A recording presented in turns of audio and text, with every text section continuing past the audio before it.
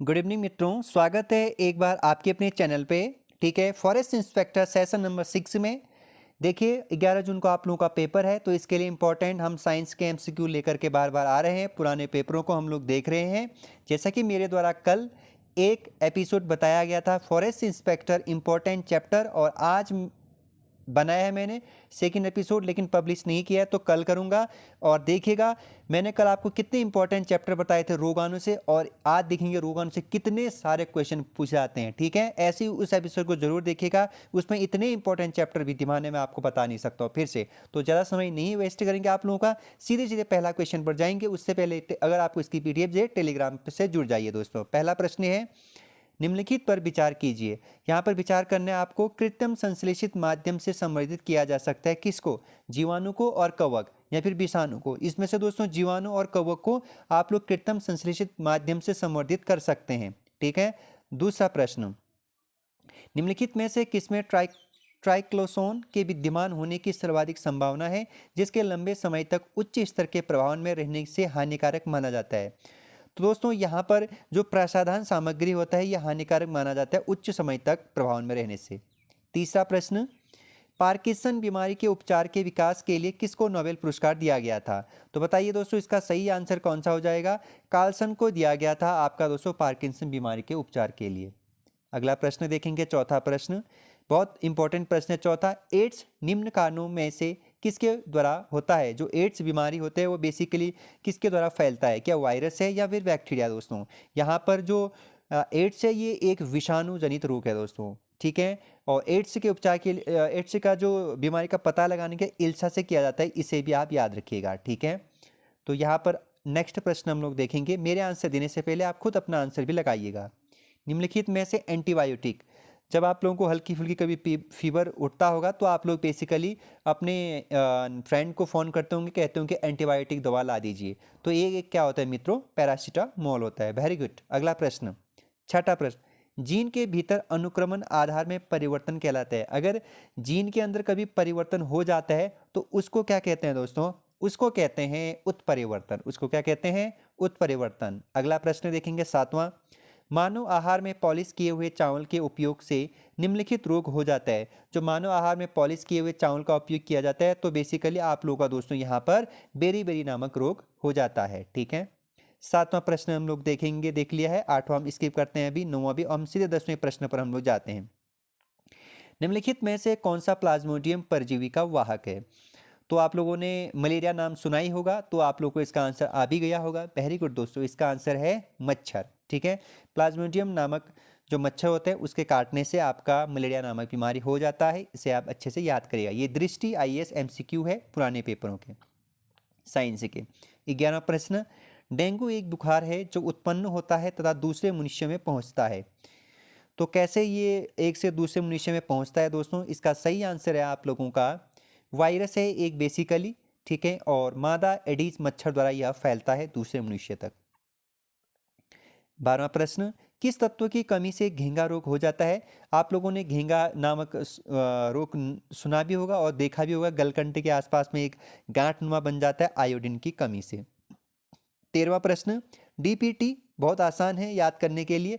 DPT vaccine का प्रयोग किन बीमारियों के लिए किया जाता है? डी से डिफिथीरिया, ऐसे याद रखना है। टी से टिटनेस, और आपको यहाँ पर जो एक अन्य नाम याद रखना है काली खांसी। तो डिफिथीरिया, काली खांसी और टिटनेस से बचने के लिए डीपीटी का टीका लगाया जाता है। अगला प्रश्न है 14वां, निद्रा रोग किस इसके द्वारा होता है? यहाँ पर निद्रा रोग बेसिकली किसके द्वारा होता है ये आपसे पूछा जा रहा है।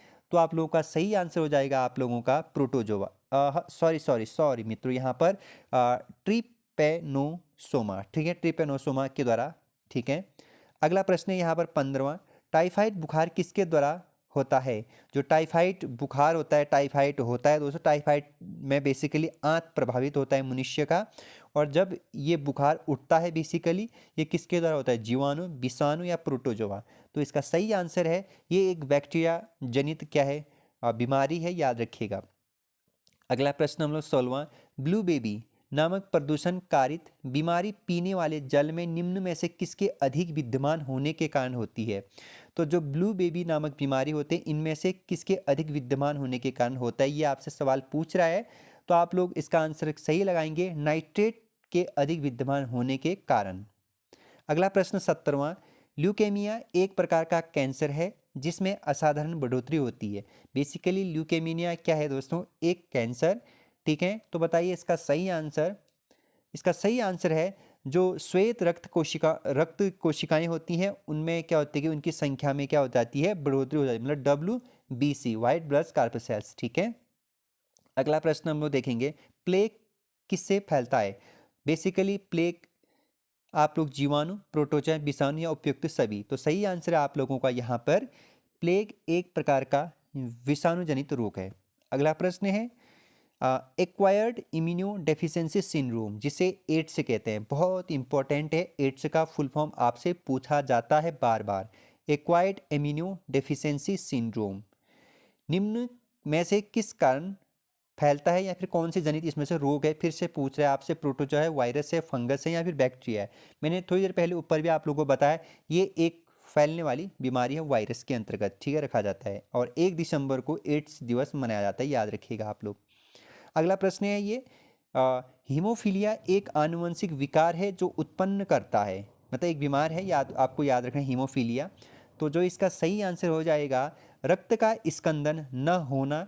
हीमोफीलिया एक आनुवंशिक विकार है जो उत्पन्न होता है रक्त का स्कंदन न होना, ठीक है। अगला प्रश्न है 21वां, निम्नलिखित में से कौन सा आनुवंशिक रोग नहीं है? या आपसे पूछा रहा आनुवंशिक रोग नहीं है कह रहा है, तो इसका सही आंसर हो जाएगा रतौंधी। ये विटामिन ए की कमी से होता है। यहाँ पे हीमोफीलिया, रंजकहीनता और वर्णांधता, ये एक आनुवंशिक बीमारी होती है जो एक पीढ़ी से दूसरी पीढ़ी में फैलते रहता है, ठीक है, याद रखिएगा। यहाँ से सवाल बनते हैं। अगला प्रश्न है रक्त आंतचन या थक्का बनने में निम्नलिखित में से किस विटामिन की भूमिका होती है? मतलब रक्त का थक्का बनना रक्त का थक्का बनना निम्नलिखित से कौन सा विटामिन की महत्वपूर्ण भूमिका होती है? ये सवाल आपसे पूछा जा रहा है। तो सही आंसर है विटामिन के कारण, ठीक है। रक्त नहीं जमता है हिपैरिन नामक इसमें वो जो हार्मोन्स होते हैं उसके कारण, ठीक है, याद रखिएगा। अगला प्रश्न है एड्स का कारण ह्यूमन इम्यूनो डेफिशिएंसी वायरस, मैंने आपको बताया HIV है। सामान्यतः HIV संक्रमण का प्रागमन किसके माध्यम से होता है? ये किसके माध्यम से होता है कह रहा है? एड्स बेसिकली, ठीक है। तो सही आंसर हो जाएगा संदूषित रक्त एवं रक्त उत्पादों के संचरण से, ठीक है, यहां पर ये आपका सही आंसर हो जाएगा। अगला प्रश्न है यहाँ पर 24वां, ट्यूबरक्लोसिस संक्रमण होता है। अच्छा प्रश्न है, इसे आप अच्छे से याद करिएगा। ट्यूबरक्लोसिस संक्रमण है, माइकोबैक्टीरियम ट्यूबरक्लोसिस द्वारा यह फैलता है। अगला प्रश्न है मित्रों यहाँ पर 25वां, चेचक होने का कारण है इसमें से कौन सा वायरस? तो जो सही आंसर है इसका वेरिओला वायरस के कारण आपका चेचक होने का कारण होता है। 26वां प्रश्न, टीटनेस का कारण होता है, ठीक है। तो टीटनेस का कारण होता है, यहाँ पर आंसर देना है आपको क्लासिट्रिडियम, ठीक है, क्लासिट्रिडियम, ठीक है, याद रखना आपको। अगला प्रश्न हम लोग देखेंगे, यहाँ पर बेसिकली आपको सुमिलित नहीं है पूछ रहा है, ठीक है। एक साइड प्रदूषक है तो एक साइड होने वाली बीमारी है।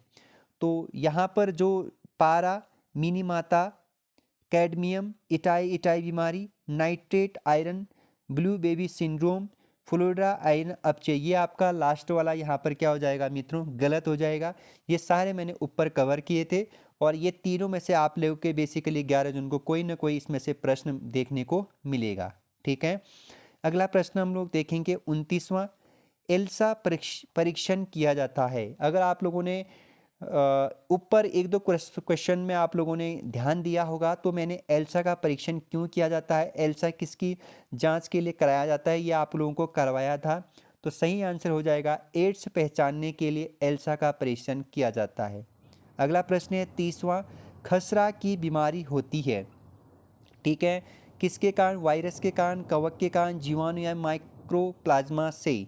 तो सही आंसर है, वेरी गुड आपका, इसमें आप लोगों ने ढूंढ लिया है, वायरस से होता है ये, ठीक है। बोले तो विषाणु जनित रोग है ये खसरा, ठीक है।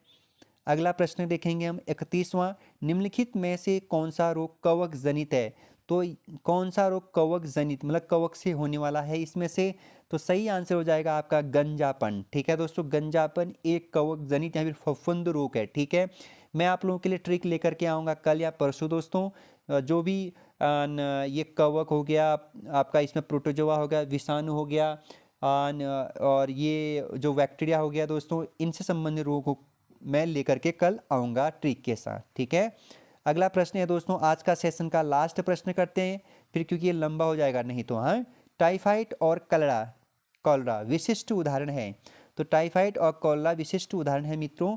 यहाँ पर जो सही आंसर हो जाएगा आप लोगों का, ये जलजन्य रोग, मतलब ये जल से होने वाले रोग होते हैं। टाइफाइड में आंत प्रभावित होता है, कॉलरा में भी आपको याद रखना है। ठीक है, जलजन्य रोग, जल से होने वाली रोग होती है ये। ठीक है, चलो आज का सेशन का लास्ट प्रश्न करते हैं फिर। H1N1 विषाणु का प्राय समाचारों में निम्नलिखित में से किस एक बीमारी के संदर्भ में उल्लेखित किया जाता है? आप लोगों ने H1N1 नाम सुना होगा, तो इसका सही आंसर हो जाएगा स्वाइन फ्लू। ठीक है, जबकि H5N1 आप लोगों ने भी नाम सुना, ये ब्लड फ्लू होता है। ठीक है, याद रखिए, स्वाइन फ्लू में H1N1 होता है। ठीक है, अच्छे से याद करेगा, ये इंपॉर्टेंट प्रश्न है।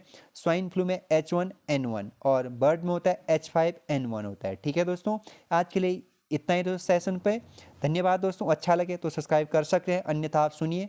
आपका रात्रि शुभ रात्रि। ठीक है दोस्तों, आगे तैयारी खूब करते रहिए। धन्यवाद।